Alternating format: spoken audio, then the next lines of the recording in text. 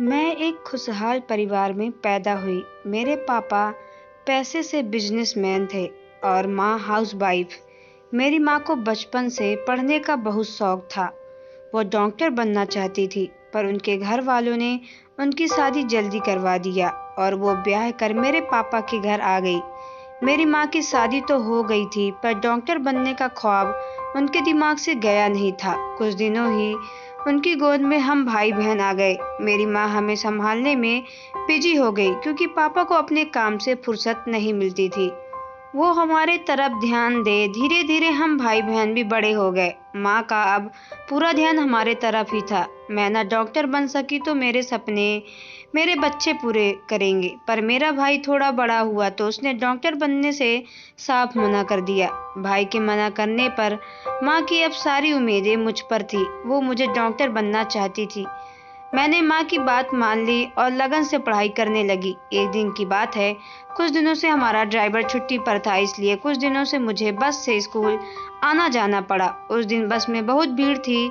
कुछ देर बाद मेरा स्टॉप आ गया। जब मैं बस से उतर रही थी तो मेरा बैग किसी के बाजू से लगकर बस से गिर गया और मैं बस से उतर चुकी थी। अपना बैग अपने पास न देखकर ड्राइवर को मैंने आवाज दी, पर काफी भीड़ की वजह से ड्राइवर के कानों आवाज न पहुंची। उसने बस चला दी और मेरा बैग बस में छूट गया। कुछ देर तक बस स्टॉप पर मैं रुकी रही, फिर मायूस होकर घर आ गई।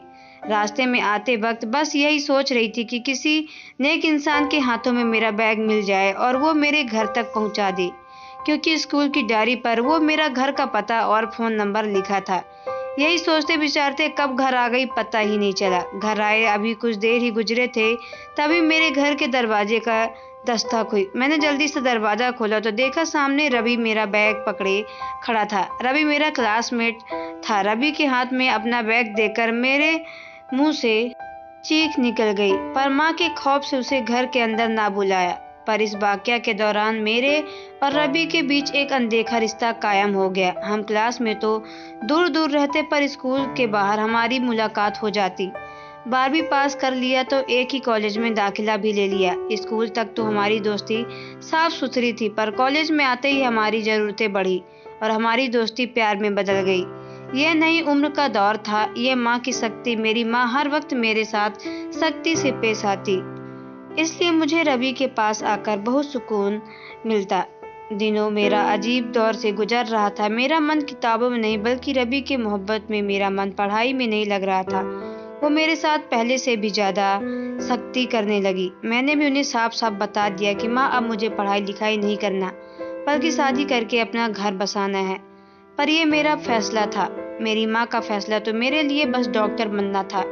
इसलिए उन्होंने मुझे समझाते हुए बोला, बेटा ये सब छोड़ो, शादी तो कभी भी हो जाएगी, पर वक्त गुजर गया तो ये दिन कभी वापस नहीं आएंगे। तुम यह जान लो कि तुम्हारी जिंदगी का एम है डॉक्टर बनना। मैंने इस बात का विरोध किया तो वो मेरे गालों पर 2-4 थप्पड़ जड़ दी। माँ की तरकीब ने मेरा दिल दहला कर रख दिया था। मैं समझ गई कि मेरी माँ किसी भी हालत में मानने वालों में से नहीं है। मुझे पढ़ना ही होगा, क्योंकि वो मुझे डॉक्टर बनाने की कसम जो खा रखी थी। इसमें सोचा शादी का ख्याल तो दिल से निकालना ही पड़ेगा। दुखी मन से मैंने रवि को बताया कि रवि, शादी का ख्याल तुम भी अपने दिल से निकाल दो, क्योंकि मेरी माँ मानने वाली नहीं है। इसके लिए तुम्हें 8 से 10 साल मेरा इंतजार करना पड़ेगा। इसके बाद भी जाने हालात कैसे होंगे। यह सब सुनकर रवि बहुत नाराज हुआ। उसने मुझसे कहा कि तुम जानबूझकर पढ़ाई में नंबर कम ले लो, फिर ये परेशानी ही खत्म हो जाएगी। मैंने रवि को समझते हुए कहा कि नहीं, ये सब मेरे बस की बात नहीं। शायद तुम गलत सोच रहे हो। बस मेरे पास कोई और हल नहीं हो। मुझे पढ़ना ही होगा। शादी जब होनी होगी तो होगी। हम ऐसे ही एक दोस्त की तरह मिलते रहेंगे। जब तक मेरी एक दोस्त थी, उसका नाम मधु था। उसकी शादी होने वाली थी तो वो अपने मंगेतर के साथ घूमती फिरती और उसे देखकर मेरा भी मन करता कि मैं अपनी लाइफ एंजॉय करूं। पर मेरी माँ को पढ़ाई के अलावा कुछ सोचता ही नहीं था। वो मुझे कहीं जाने भी नहीं देती थी। इन पाबंदियों से मेरा दिल किसी जख्मी परिंदे की तरह फड़फड़ाता था। मुझे अपनी माँ से चिढ़ सी होने लगी थी।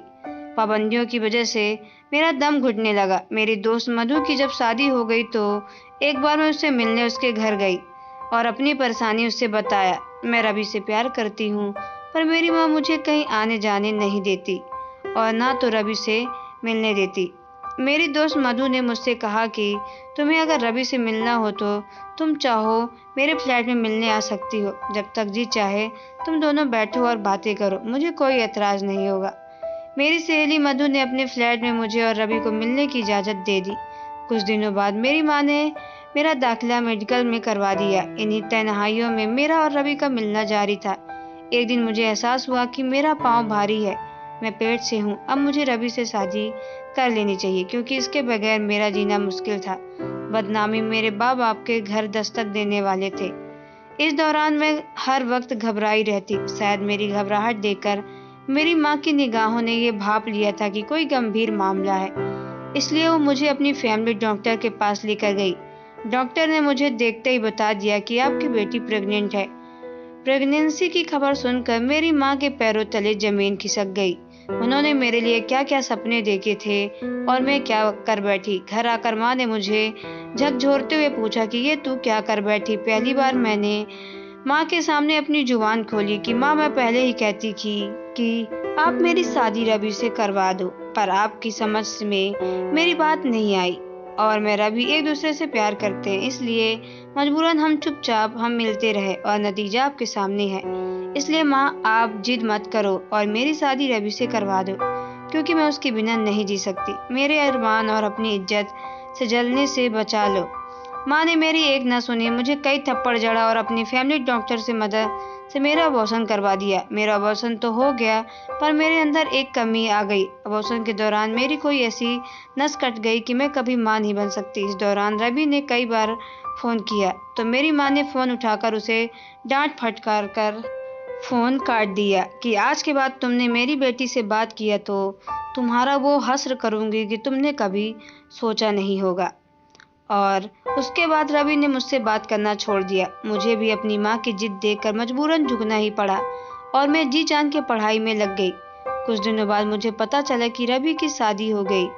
यूँ मेरे इश्क का किस्सा अब खत्म हो गया। अब डॉक्टर बनने के सिवा मेरे पास कोई रास्ता न था, इसलिए मैंने पूरी तरह से रवि का प्यार अपने दिल से निकाल दिया। पढ़ाई करने के कुछ दिन बाद मैं एक काबिल डॉक्टर बन गई। मैं डॉक्टर तो बन गई, पर अगले कुछ दिनों में मेरी माँ को अटैक आया और वह इस दुनिया को छोड़कर चल बसी। माँ के गुजरने के बाद मुझे बहुत अकेला महसूस हुआ। कुछ दिनों बाद एक शख्स ने मुझे प्यार हुआ, मेरे साथ ही काम करते थे। मैंने उन्हें अपने बारे में सब कुछ बता दिया कि मैं कभी माँ नहीं बन सकती, क्योंकि नादानी में मैंने ऐसी गलती कर बैठी थी कि डॉक्टर के बदनामी से बचा लिया, पर मैं बाज हो गई। मेरी बात सुनकर रजत ने कहा, अगर नादानी में तुमसे नादानी कोई गलती हो गई तो कोई बात नहीं, मैं तुमसे शादी करने के लिए तैयार हूँ। बस मुझे एक जीवन साथी की ज़रूरत है, हम किसी बच्चे को गोद में ले लेंगे। इंसान की जुबानी बातें कुछ और होती है और निजी जिंदगियाँ कुछ और।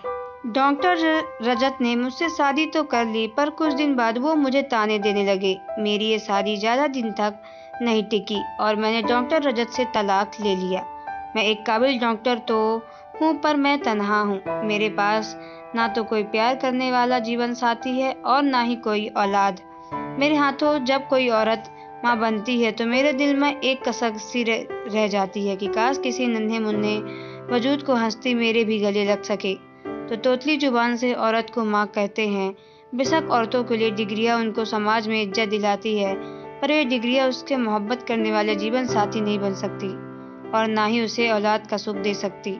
एक औरत की कामयाबी और सुकून उसकी हंसती बसती सब गृहस्थी में ही होती है। तो दोस्तों, आपको ये स्टोरी कैसी लगी कमेंट बॉक्स में ज़रूर बताएं। अगर आप हमारे चैनल पर ना तो चैनल को सब्सक्राइब करके बेल आइकन को प्रेस कर ले, ताकि आने वाली सभी वीडियो का नोटिफिकेशन आपके मोबाइल पे सबसे पहले पहुंचे, क्योंकि मैं ऐसे ही वीडियो आप लोगों तक लाती रहती हूँ। तो चलिए मिलते हैं नेक्स्ट वीडियो पे। Okay bye, take care. तब तक के लिए अच्छे से रहो, खुश रहो, धन्यवाद।